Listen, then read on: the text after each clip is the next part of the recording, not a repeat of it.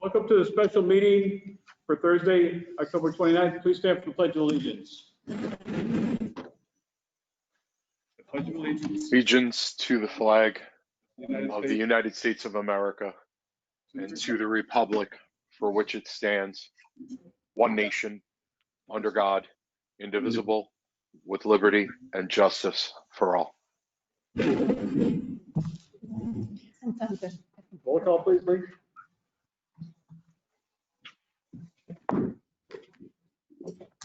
Councilman Scaringi, Present. Councilwoman Resnetti, Present. Councilwoman Riley, Present. Councilwoman Friedman, Present. Councilman Burns, Present. Councilman Strawn. He told me he's logging in shortly, but I'm here. he's here. Okay. I'm in. President Scanlon. Present. Okay, that's all set here. Introductory ordinance 20-94, consider finance. Councilman Strawn, please. Lee, can you send me that agenda real quick? I apologize, everyone. My city email was not working and he had to send it to a different. I usually put the email up behind my go-to meeting. Yes. Or can somebody else read it? Phil, I'll just read this, okay? Okay, thanks, Mr. President. An ordinance adopting the tax budget for the year 2021 as amended. Discussion, please. Comments? Second. You Questions comment? or comments? Yes. Oh. Whoever spoke, go Oh, ahead. sorry, Mr. President, did you open that up for questions and comments? I did, yes. Okay, so I am also having trouble opening my email. It was working about an hour ago and now suddenly it's not working anymore. So I apologize that I don't have the memo about the process for reconsidering pages, so I might need a little bit of a refresher, but I was wondering if I could make a motion to reopen some pages for reconsideration. You need to make a motion, please, to a specific page, please. Okay, I would like to make a motion to please reopen pages 46 and 47, which is the contingency lines. You need a second on that, please? Second. Lee, let's do a voice vote to see if we want to open a page here. Councilwoman Friedman, are you interested in opening other pages too? No, I think these were the only ones that I was looking at reopening. Okay, Lee, do a voice vote, please. And we're going to vote now to reopen the page. We need 5 votes to reopen the page here. Okay, so this is for pages 46 and 47. Councilman Scaringi.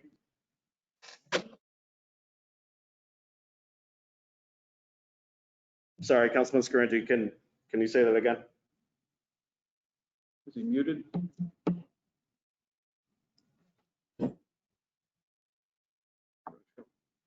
Lee, I'm sorry. Was I muted? You Yes, were, yeah. I'm sorry. Could you repeat that? My apologies. Nay. Councilwoman Resnetti, Nay. Councilwoman Riley, Aye.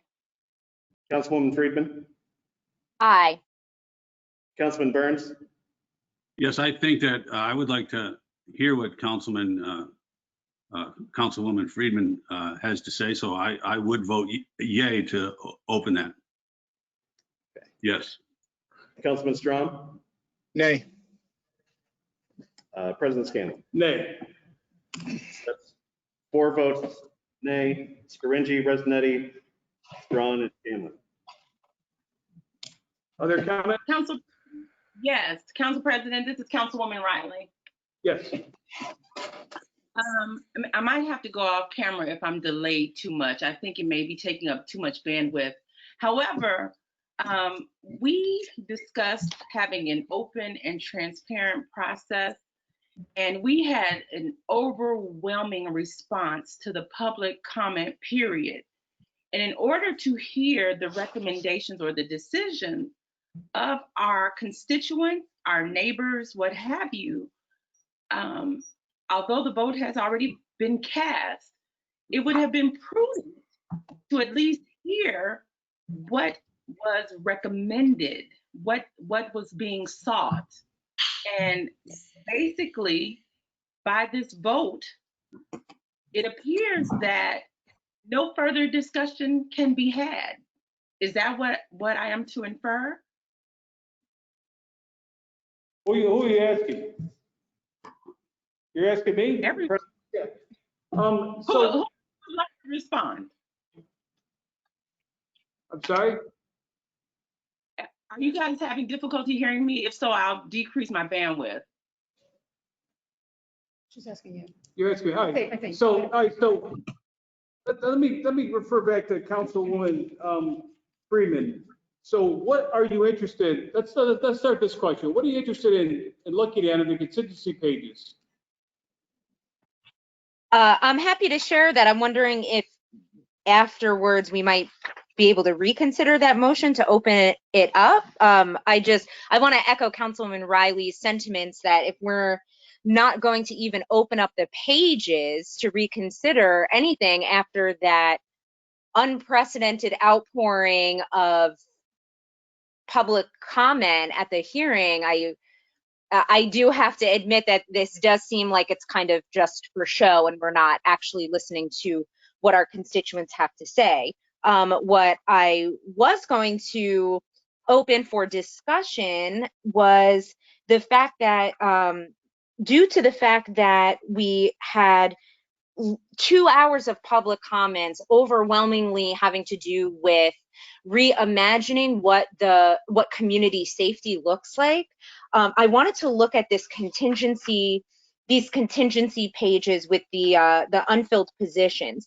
And the reason why is that we have 8 probationary police positions here. Now, these are presumably they don't exist unless we get the state or federal funding. And all but maybe a couple of comments were talking about other initiatives that would increase community safety.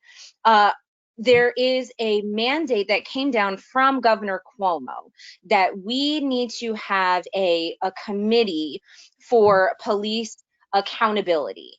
And we don't yet know what that committee will recommend in lieu of throwing more money at to fund more police officers.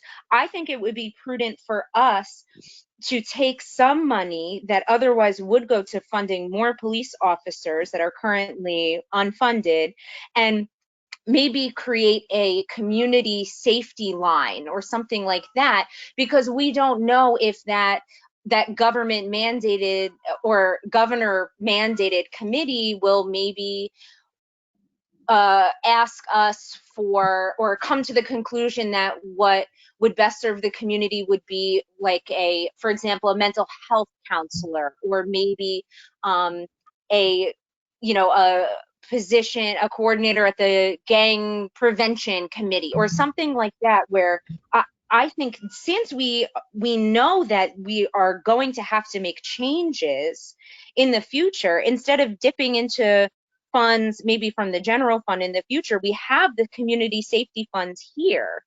And we had so many constituents call in for 2 hours. We listened to people that were saying that this isn't what they want their tax dollars to be going to, that this isn't,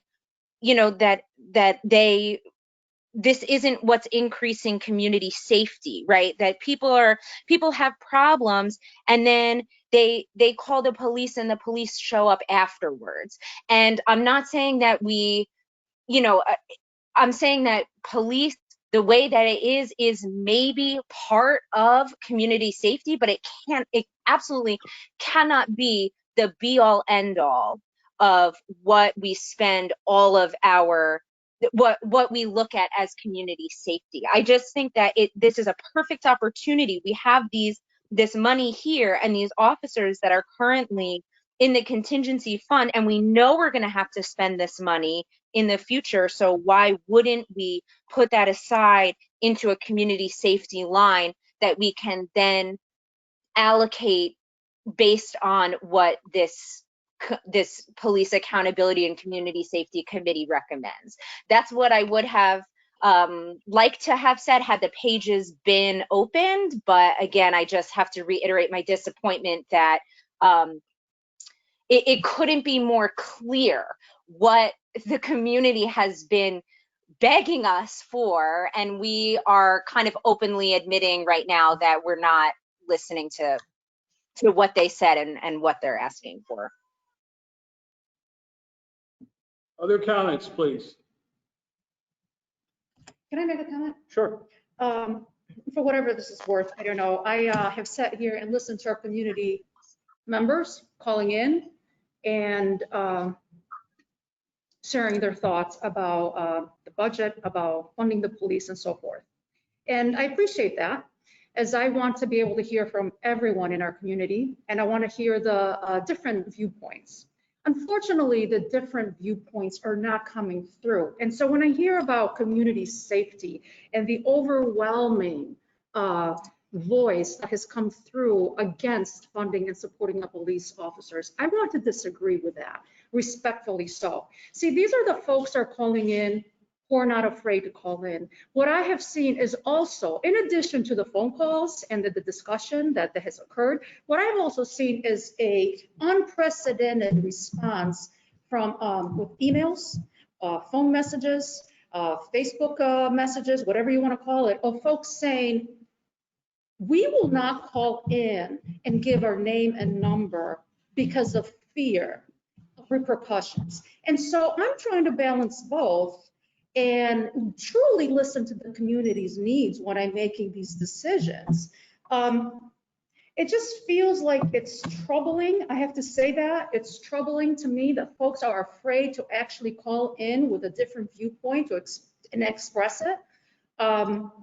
And what's even more troubling to me is that in many cases, those folks are not from my district. And so that is an indication that they're equally concerned about approaching their own elected officials to represent them.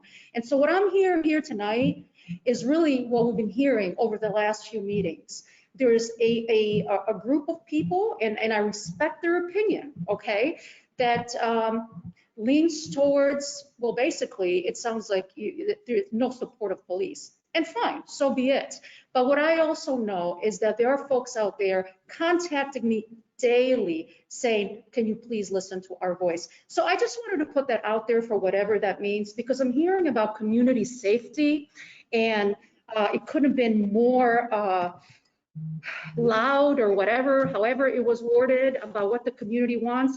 I want us to be very careful, because if I recall correctly, just the last meeting we had, there was a caller who said to all council members, arming the police will not protect you from the woken citizens. And I made a note of that. And I didn't really need to, because I got text messages and emails regarding that afterwards, expressing tremendous concern. So I think that we can sit here and talk about how we represent a community, or we can really take some action that shows that we're really representing the community and not just a specific group. So I just wanted to share that, because I too received unprecedented correspondence from folks regarding this the other night. Thank you, Mr. President. Other comments, please? Yes, this is Councilwoman Friedman. Yes, Councilwoman. Thank you, Mr. President. I think that this move is kind of, regardless of what of our views or who, I mean, okay, so let me back up for a second. It's hard to represent an entire city, right? There's 7 of us here, and the 7 of us are supposed to duly make decisions on behalf of 40,000 people. That's hard to do. And of course, each of our districts are going to have different people in it, right? So my constituents might collectively have a different opinion or different views than constituents on the south side or the west side or whatever it is. But having said that, this seems like a no-brainer move that regardless, I mean, even just moving this money from the contingency line isn't even defunding the police. We're not taking away any positions or any officers. These are already positions that are in the contingency line. So theoretically, they don't even exist. And if we know that we're going to have to spend money in the future, it's not even about like what our views are about community safety or funding or defunding the police.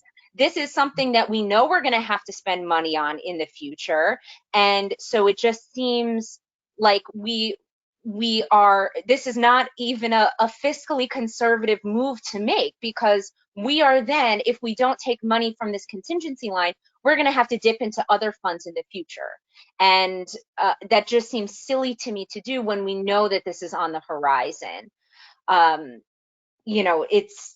We're taking money from positions that already are theoretically not putting them in a place that we know are going to that we will need in the future, and that will increase the safety of the city. Thank you. Mr. President, can I ask a question? Sure. If, and part of this is us, continuing to move through this process and everything else. I mean, obviously we're hoping to get this, funding. And if it's in contingency under police, and isn't that what we're exactly doing? Because if they're in, some positions were unfilled, meaning they weren't even in contingency, those positions would be in essence cut. But if they're in contingency, they're on hold, basically. Maybe I'm misthinking this a little bit. So isn't that exactly what we would be doing if we did that and take that out of there? Because then if the city's blessed with that federal money or other monies coming in, then we would already have taken that out of there when we had intended to include that in the original budget, had we had the revenue to do so. I guess that's kind of a question and a thought. I think it seems like that's exactly what we're doing, is taking money away from that. So I don't know why to me, that's not a no-brainer, because that money is earmarked for under contingency for those positions. Other comments, please?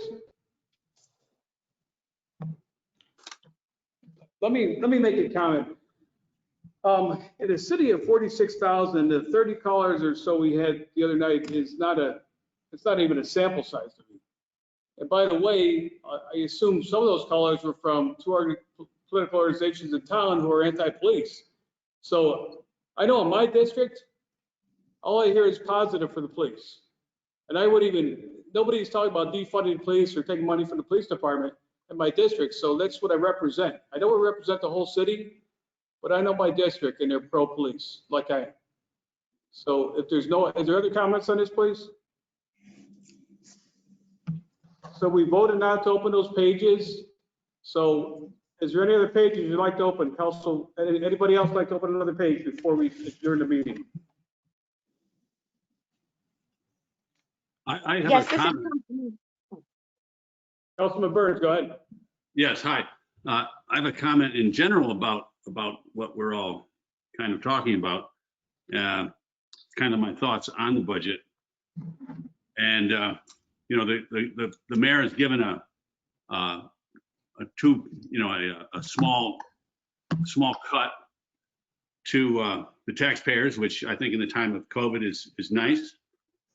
And we've been going through this process, but I don't think it has been given. I don't think the public really quite gets the fact that it's basically a $2 million deficit budget that we are digging into the general fund surplus, the surplus that the last mayor and Mayor David did a great job in giving us this surplus, which I think after we pay for the parking ramp, it'll be like $18 million. But we're going to go into it for $2 million now. So that's going to put that down to 16 million. And I know that there's a lot of families in Binghamton that know that once you start going into the savings account, it's very easy to really start going into the savings account. And the budget itself does not reflect that the COVID is going to continue. It reflects that there is no COVID next year. So we were down 500,000 in parking. We were down, in the water that we sell, we were down $1 million in sales tax. And chances are, the way that it's going with COVID, that we're going to be down the same amount next year, if not even more. So we're going to have to dig into the surplus more, maybe 2 more million to cover this budget.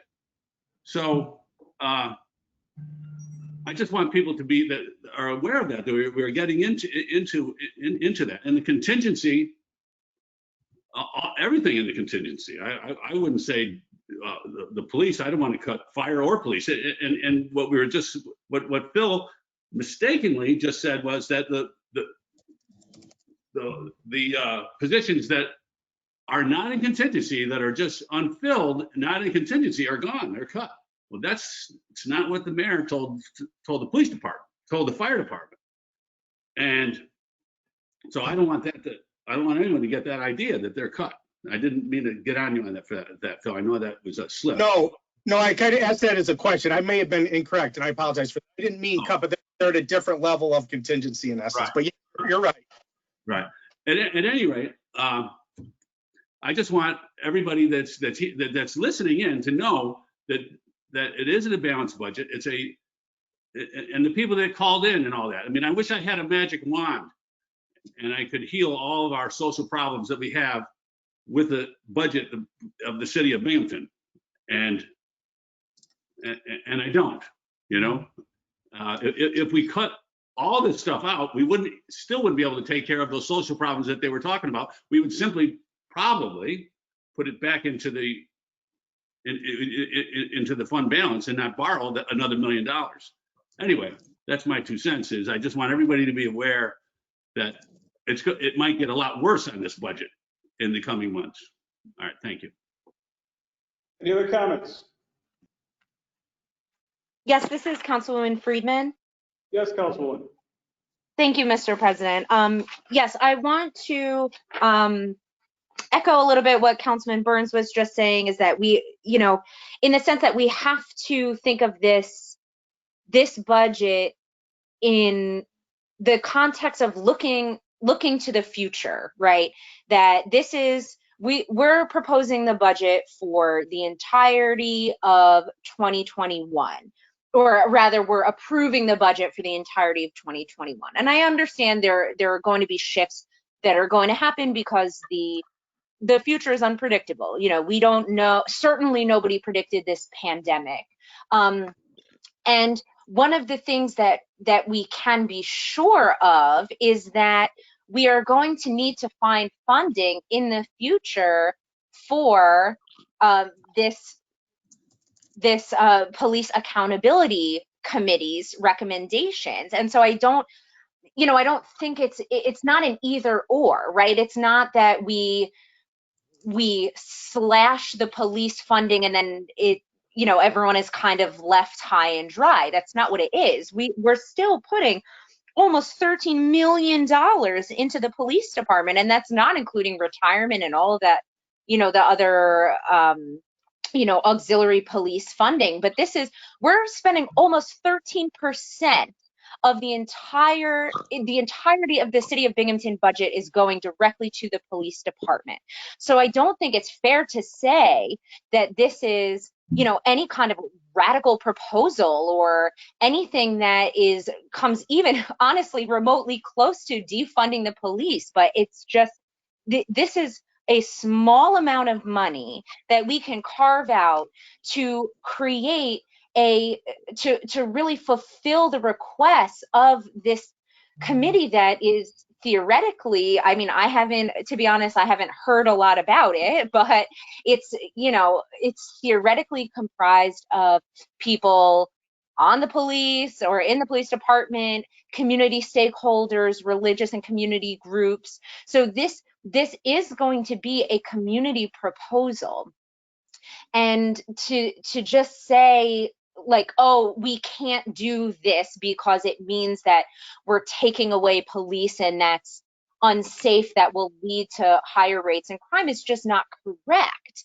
It's taking a small amount from the police, but it's not even coming from the police budget. It's coming from the contingency line and setting it aside so that we know where that funding will come in the future. It's not an either or, it's a both and situation. And I have to go back to say that, you know, I am frustrated that we're even having this discussion when the pages aren't even opened. Like, what, you know, we keep saying, oh, well, you know, I'm hearing from constituents here and I'm hearing from constituents here. So what is the point of the public hearing if we're not going to listen to what people are saying during the public hearing? Like, of course, we can't hear from all 45,000 residents in a public hearing. Of course not. But the fact of the matter is that if we refuse to even open the pages to discuss potential changes, we're just for show. Like, what is the point of going through this procedure if it's just for show? So my frustration stems from two prongs. The first is that this proposal of moving a small chunk of money from the contingency line to a community safety line is being framed as unreasonable. And also the fact that we, you know, to no fault of our own, but the budget process has been completely condensed, and people have been, you know, the department heads and Councilman Strawn, as the chair of the finance committee, have risen to the occasion to streamline this budget process as much as possible. But at the same time, we can't just do away with it. We can't just say, okay, we did the public hearing and then that's it, we got it over with. You know, we can't just be doing this for show. That's not what we were elected to do. And that's the other point of my frustration, is that we can't even come together as a council and reopen pages for reconsideration. That just seems wild to me. And so that's all I have to say. Thank you. Other comments, please? I'll take a motion to adjourn the meeting. No, you can't adjourn the meeting. You have to vote on the budget. Oh, we have to do that. All right, go ahead. I'm sorry. So we have a voice vote. So now we're going to No, vote. roll call vote. Exactly. All right, so we have a roll call vote on the 2021 budget as amended. Mr. President, Yes. point of order, I believe someone needs to call the Okay. question. Yep, you need a motion and a second. Call the question. Question McCall? Councilman Scaringi, Aye. Councilwoman Resnetti, Aye. Councilwoman Riley, Aye. Councilwoman Friedman, Nay. Councilman Burns,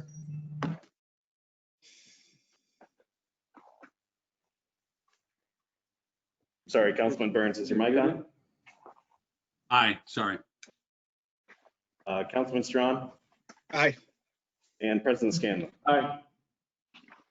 So that's 6 ayes, 1 nay, Friedman. Now I'll make a motion to adjourn the meeting, please. Motion to adjourn the meeting, Mr. President. I need a second. Second. We're adjourned. Thank you.